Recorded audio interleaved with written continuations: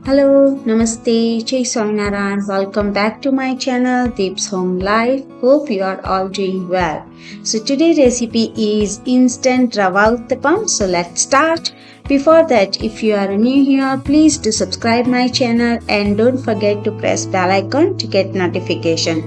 Okay, so for this recipe you will need semolina, curd, salt to taste, baking powder and water.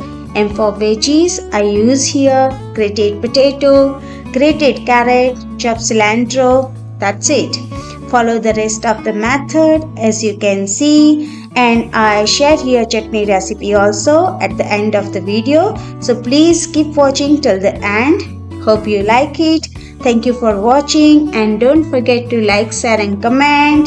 And see you soon with another recipe. Till then, take care. Bye. Annyeong.